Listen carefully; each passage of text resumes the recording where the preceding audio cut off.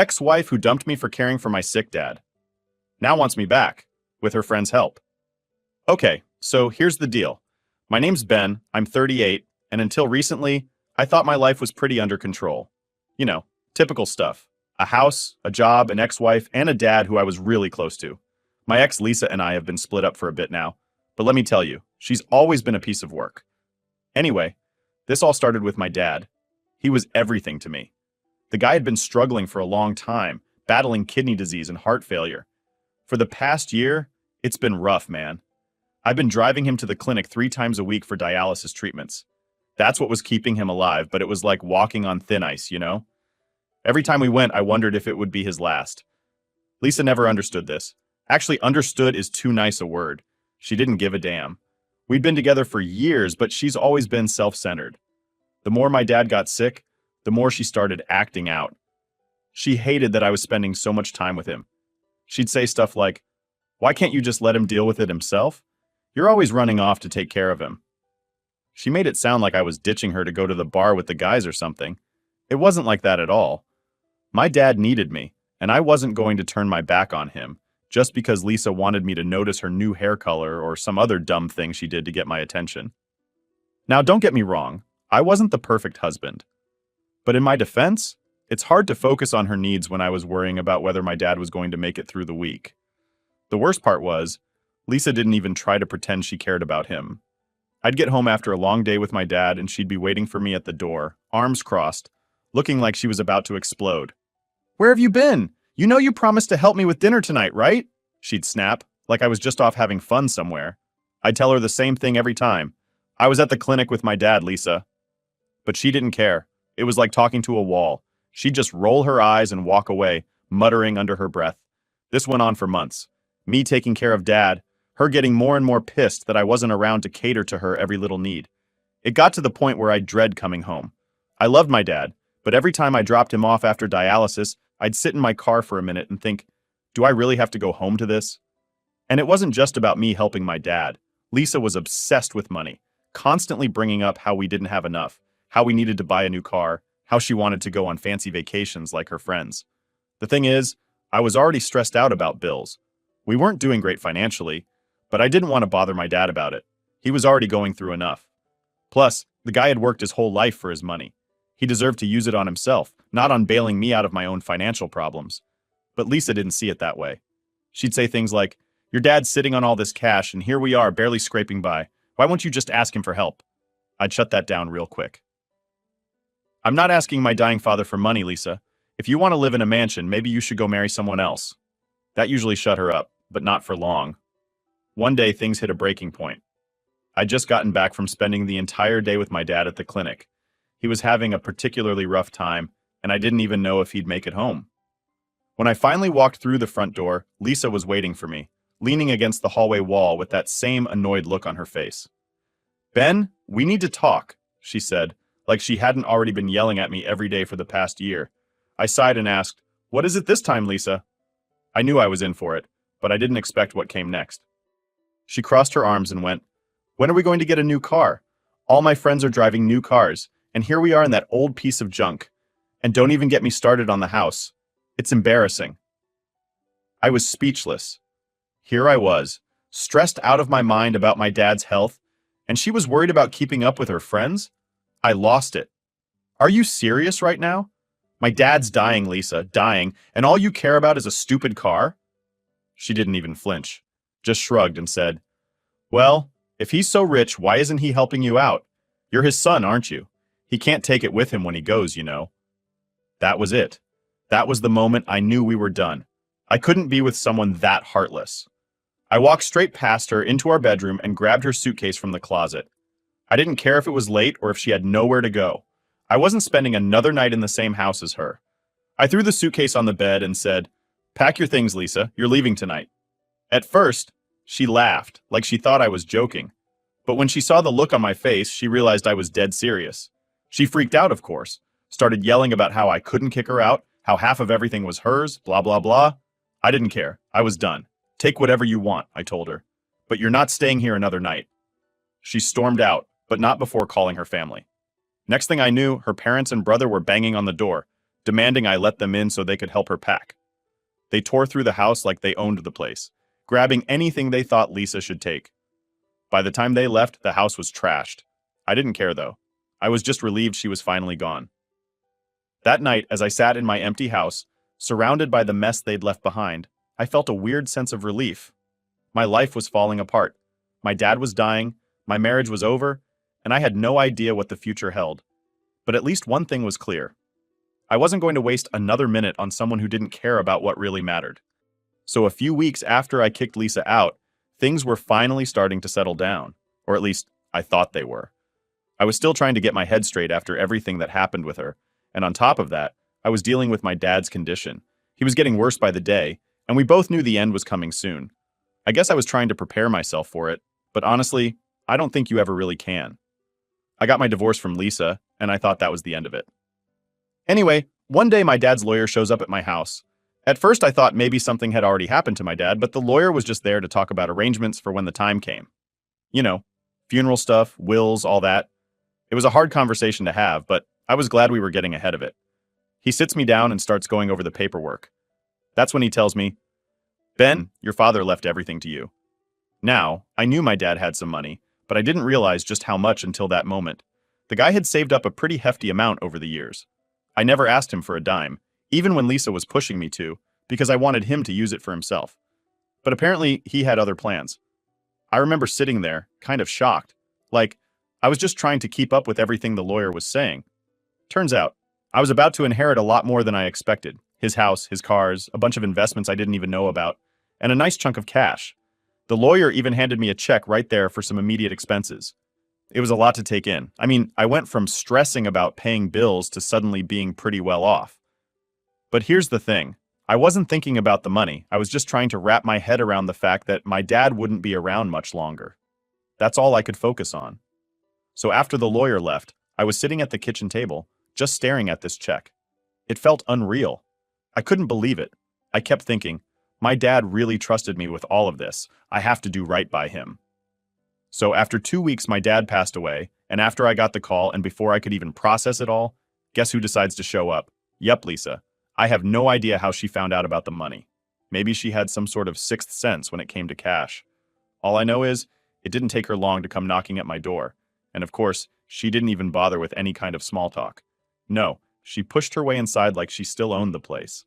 She sat herself down on the couch, crossing her legs and looking at me like she was about to give me some kind of lecture. "I heard about your dad," she said in this fake, concerned voice that made my skin crawl. "I'm sorry for your loss." But before I could even respond, she dropped the real bomb. "I also heard about the inheritance." Now, I don't know what I was expecting her to say, but I definitely wasn't ready for what came next. "I think it's only fair that you give me half of the money," she said, like it was the most reasonable thing in the world. After all, we were married for years. I deserve a piece of it. I just stared at her, not even sure if I heard her right. I mean, we were divorced. She wasn't entitled to anything. But here she was, acting like she had a claim to money that didn't even exist when we were married. "You've got to be kidding me," I finally said, trying not to laugh. "That money has nothing to do with you. It's my dad's, and now it's mine. You're not getting a cent." But of course, Lisa wasn't about to take no for an answer. She got this smug look on her face and leaned back on the couch, crossing her arms. "Ben, you don't understand," she said like she was talking to a child. "If you don't give me what's fair, I'll take you to court. And trust me, I'll win." At that point, I was done. I stood up and told her to get out. I wasn't going to let her sit there and act like she had any power over me. We were done, and that meant she had no say in my life anymore. But she just stayed sitting there, staring at me with that same smug expression. "I'll be back," she said, standing up and walking towards the door. "And when I come back, I expect you to have my half ready, or you'll regret it." She slammed the door on her way out, leaving me standing there, stunned. I knew Lisa was greedy, but I didn't think she'd stoop this low. I should have known better. After she left, I tried to calm myself down, but it wasn't easy. My head was spinning. I knew she was serious about coming after the money, and I didn't trust her to play fair. She was going to do whatever it took to get what she wanted, and that meant I needed to be ready. The next few days were quiet, but I couldn't shake the feeling that something was coming. And sure enough, I was right. A week later, I started getting harassed. It started small, Random phone calls from unknown numbers, people hanging up as soon as I answered. Then, things escalated. One night, I came home and found a brick had been thrown through my front window.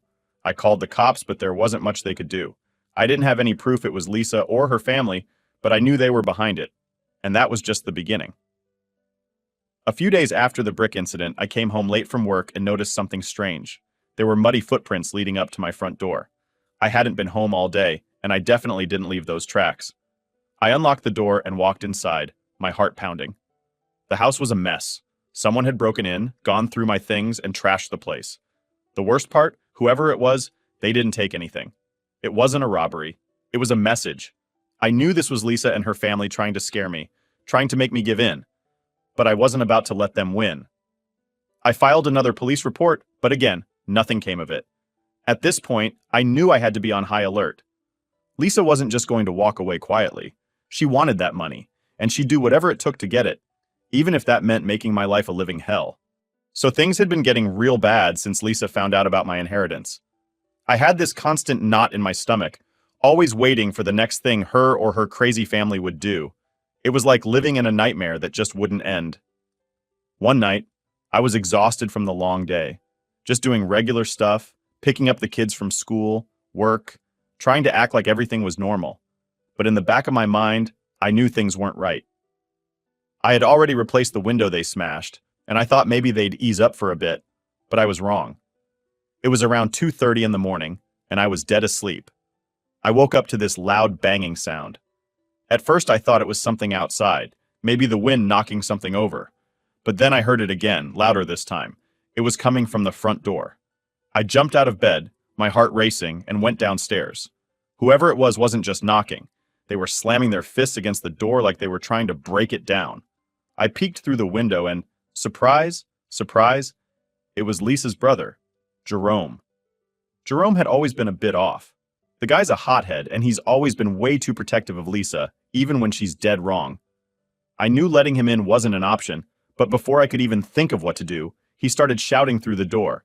"Ben, open the damn door. We know you're in there. Don't make me break this thing down." I could tell he wasn't just here for a friendly chat. The way he was acting, there was no way he was leaving without causing some damage. I could feel the panic building up, but I tried to stay calm. I wasn't about to let this guy intimidate me in my own home. "Get out of here, Jerome! You're not coming in!" I shouted through the door, hoping he'd just leave. But of course, that didn't work. Instead of leaving, I heard the sound of glass shattering. Jerome had picked up one of my patio chairs and smashed it through the living room window. It was like everything happened in slow motion after that. The glass exploded everywhere, and I heard the footsteps as he climbed through the broken window into my house. I had no choice. I ran to the kitchen, grabbed the biggest knife I could find, and stood there, ready for whatever was about to happen. I wasn't trying to be a hero or anything, but there was no way I was going to let him hurt me or my kids. They were upstairs, still asleep, thank God. But the last thing I wanted was for them to come downstairs and see their uncle tearing up the house. Jerome stormed into the kitchen, his face red and his eyes wild. He looked at the knife in my hand and just smirked. "What, you gonna stab me, Ben? You don't have it in you," he said, stepping closer. I held my ground, gripping the knife tighter. "Get out, Jerome, I'm warning you." But he just laughed and shoved me aside like I was nothing. "You're gonna give Lisa what she deserves or I'll make sure you regret it." That's when I snapped. Everything I'd been holding in, the stress, the fear, the anger, it all came rushing out at once. I lunged at Jerome, knocking him off balance and slamming him into the fridge. He didn't see it coming. We struggled for a few seconds, and I could feel my heart pounding so hard I thought it might explode. But I managed to get him in a headlock and shoved him toward the door. "Get out!" I shouted, half expecting him to fight back harder. But I guess he realized I wasn't messing around anymore. He stumbled through the door, cursing me out as he went, but he didn't try to come back inside.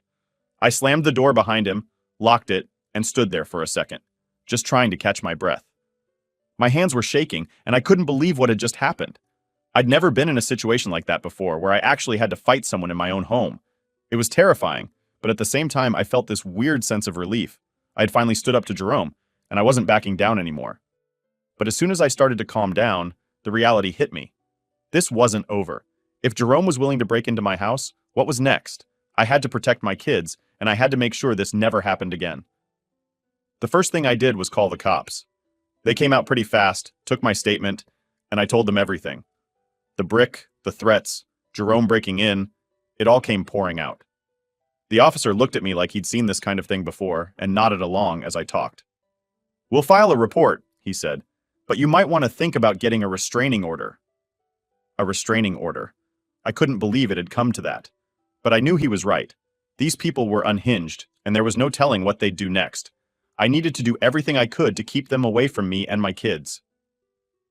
The next morning, after barely sleeping, I went straight to the courthouse and filed for the restraining order. I also got some security cameras installed around the house.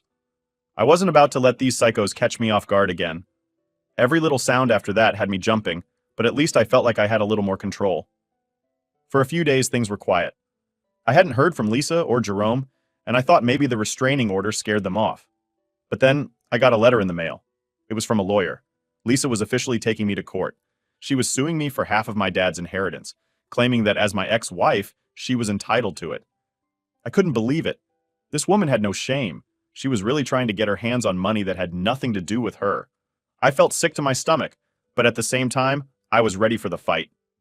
If she thought she was going to bully me into giving her what she wanted, she had another thing coming. I called my own lawyer and we started preparing. I knew it wasn't going to be easy, but I wasn't about to let her win. I had already lost enough: my dad, my peace, my sense of safety. The one thing I wasn't going to lose was my dignity.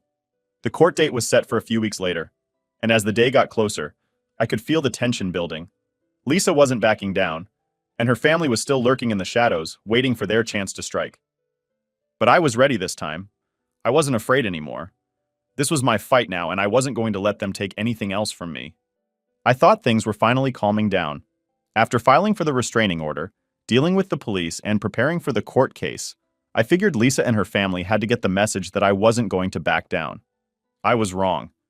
Turns out, I had seriously underestimated just how far they were willing to go. It was about a week before the court date, and I decided to take a trip to the cemetery to visit my dad's grave. I hadn't been there since the funeral, and I felt like I needed some time to clear my head, away from all the noise and chaos. The court stuff, the break-in, all of it was wearing me down. Visiting my dad's resting place seemed like a good way to center myself, to remember why I was fighting so hard to protect what he left me. I drove out to the cemetery in the afternoon. The place was quiet, peaceful even. It was one of those spots tucked away from the busy parts of town, with old trees lining the paths and hardly anyone around. When I got to my dad's grave, though, something felt off right away. From a distance, I could see that something wasn't right. His tombstone. It didn't look the same. As I got closer, I realized why. The tombstone was shattered, completely destroyed. There were chunks of stone scattered everywhere, and someone had spray painted on the ground, right in front of the grave. The words were clear as day. "The money is hers. Pay up or this keeps happening." I felt like I'd been punched in the gut. Who does that? Who disrespects the dead like that just to send some messed up message? I stood there, staring at the ruins of my dad's tombstone, my hands shaking with anger. This wasn't just about the money anymore. They were going after my dad, after his memory. That's when it really hit me. Lisa's family didn't care about boundaries. They didn't care about respect. They only cared about getting what they thought they were owed. For a second, I thought about just giving in, handing over the money to make it stop. But then I remembered my dad. He worked hard his whole life, saved every penny, and trusted me to do the right thing with it. He wouldn't want me to roll over for these people. No way. I took out my phone and snapped a picture of the scene, my hands still trembling. Then I called the police. Again. I felt like I was on the phone with them every other day at this point. When the officer arrived, he looked almost as stunned as I was. "Wow," he said, shaking his head as he took in the sight. "I've seen vandalism, but this is different." "Yeah," I muttered, trying to keep my voice steady. "It's personal." We walked around the grave and I showed him the spray paint on the ground. The officer scribbled in his notebook and told me they'd increase patrols around the cemetery at night. But honestly, I didn't have much faith that they'd catch these people. It's not like they were leaving any fingerprints or ID cards behind. I went to the cemetery office afterward and paid for a new tombstone.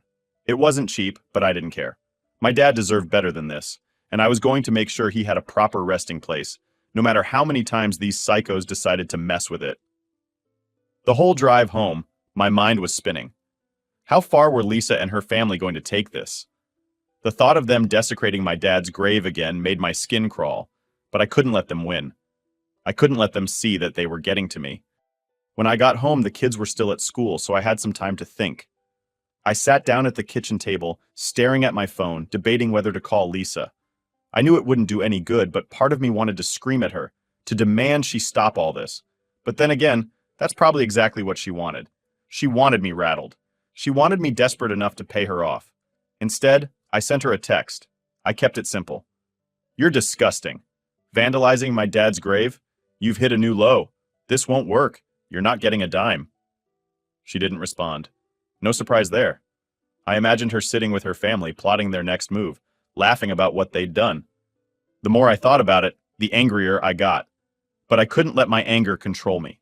I had to stay focused on the court case, on making sure I had all my facts straight, so Lisa didn't have a chance in hell of winning. A few days passed, and things were quiet. No phone calls, no bricks, no creepy messages taped to my front door. It was almost like they were waiting for something, and that made me even more nervous. The court date was coming up fast, and I knew they were gearing up for a final push to break me. The night before the court hearing, I could barely sleep. Every little noise in the house made me jump. I kept imagining Jerome smashing through another window or worse, showing up at the cemetery again to destroy the new tombstone I'd ordered. But morning came, and nothing happened. No more vandalism, no more threats. Just silence. When I walked into the courtroom the next day, there was Lisa, sitting with her lawyer. She didn't even look at me, but I could feel the tension radiating off her. This was it. We were finally going to settle this in front of a judge. As the hearing started, her lawyer tried to paint me as this greedy, selfish guy who was hiding my dad's money from her. He claimed that, as my ex-wife, Lisa was entitled to half of the inheritance, even though our divorce had been finalized long before my dad passed away. But my lawyer was ready. He pointed out that Lisa had no legal claim to the money. It was all left to me, and there was no provision in the divorce agreement that gave her any rights to it. The judge listened to both sides, nodding every once in a while, but his expression never changed. And then it was over. The judge ruled in my favor. Lisa wasn't getting anything. I could see the anger in her eyes as the judge delivered his decision. She stood up, glaring at me from across the room. I thought she might explode right there in the courtroom, but she just turned and stormed out, her lawyer trailing behind her. I won the case, but I knew this wasn't the end. Lisa wasn't the type to give up so easily. She'd be back, and I had to be ready for whatever came next. So I won in court, right? You'd think that would be the end of it. I mean, the judge ruled that Lisa wasn't getting a dime of my dad's inheritance, and honestly, I thought that would finally shut her up. But no, I should have known better. With Lisa and her family, nothing is ever simple. Even with the legal win, they weren't done making my life hell. The first sign that things weren't over came just a couple days after the court ruling. I'd just gotten home from work, and the kids were with their mom for the weekend. It was one of those rare moments where the house was quiet, and I could actually sit down for a second. I made myself some coffee, sat down on the couch, and for the first time in what felt like months, I actually started to relax. That peace didn't last long.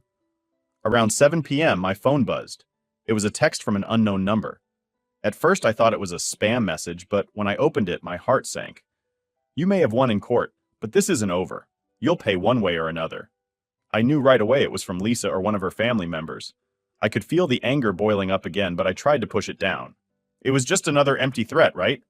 They were mad they lost in court and were trying to scare me. I told myself it was nothing, that they couldn't touch me now. But deep down, I knew better. The next couple of days were weird. I started noticing strange things around the house. Small stuff, like things being moved around. I'd come home and the back gate would be wide open, even though I always made sure to lock it. Then there were the knocks at the door, usually late at night, but when I went to check, no one was there. It was little things like that, just enough to make me feel on edge, but not enough to call the cops about. Then one night, things escalated. It was around 3 a.m., and I woke up to this loud crashing sound. It was like someone was throwing rocks at my house. My heart was pounding as I jumped out of bed and looked out the window. Sure enough, there were a couple of figures standing in my front yard, throwing bricks at my house. They didn't even care that I might see them. They wanted me to see. They wanted me to know it was them. I grabbed my phone and dialed 911 as I ran downstairs. I wasn't thinking straight, just running on adrenaline. By the time I got to the front door, I saw them speeding off in a black car. But they didn't just leave me with broken windows. They'd spray painted the front of my house with the word thief in giant red letters. When the cops finally showed up, I felt completely drained. I was pissed off, but mostly I was tired. Tired of the threats, the damage, the constant harassment. The officers took my statement, but again, there wasn't much they could do. They told me to install more security cameras, file for another restraining order, the usual stuff, but none of it felt like enough. That was the night I realized Lisa and her family were never going to stop. I had tried to play by the rules, to go through the courts, to get the restraining orders, but none of it was working. They didn't care about laws or boundaries. They were going to keep coming at me until I gave them what they wanted, or until they pushed me to the edge. The next morning, I went out to clean up the mess. There were pieces of brick scattered all over the front yard, and the spray paint was still glaring at me from the front wall. Thief! It was almost funny at this point, considering they were the ones trying to steal from me. As I was cleaning up, my neighbor, Mr. Rayner, came over. He's this old guy, probably in his late 70s, and he's always been friendly with me. We didn't talk much, but he'd wave when I was out mowing the lawn or say hi if we ran into each other at the grocery store. He looked at the damage and shook his head. "Damn shame," he said. "Saw them doing it last night, but I didn't want to get involved." I sighed, rubbing my forehead. "Yeah, I don't blame you. This whole thing's been a nightmare." Mr. Rayner nodded, then paused like he was thinking about something. "You know, Ben," he said slowly, "I've got an old friend in town who used to be a private investigator. He might be able to help you, look into these people, see if there's anything you can use against them." At first, I wasn't sure. Hiring a PI seemed like something out of a crime show, not real life. But at that point, I was desperate. I needed to do something. So I told Mr. Rayner I'd think about it. And the next day, I gave his friend a call. The PI, a guy named Mike, came by the house the day after. He wasn't what I expected. Just a regular-looking guy, not the trench coat-wearing type you see in the movies. We sat down and I told him everything. The harassment, the court case, the vandalism. I didn't leave anything out. Mike listened quietly, nodding as I talked. When I was done, he said, "Sounds like these people won't stop until they're either scared off or locked up. Let's see what we can dig up on them." Over the next week, Mike did his thing. He followed Lisa's family, looked into their backgrounds, and even did some digging into their finances. What he found wasn't shocking. Turns out Lisa's family was deep in debt. They were desperate, and the inheritance was their way out. But the most interesting thing he found was a record of some shady dealings Lisa's brother, Jerome, had been involved in. Nothing concrete, but enough to get the police more interested. Armed with Mike's info, I went to the police again, and this time, they actually took it seriously. They started investigating Jerome and the rest of the family more closely, and within a few weeks, they found enough evidence to charge him with multiple crimes, including vandalism, harassment, and even some fraud stuff. When Jerome was arrested, everything changed. The harassment stopped. The bricks, the phone calls, the threats, all of it just disappeared. Lisa and her family went quiet. I guess they finally realized they were in too deep. It wasn't the ending I expected, but it was the one I got. After Jerome was taken down, Lisa stopped coming after me. She didn't have the backup anymore, and I think she knew she was out of options. For the first time in months, I felt like I could breathe again.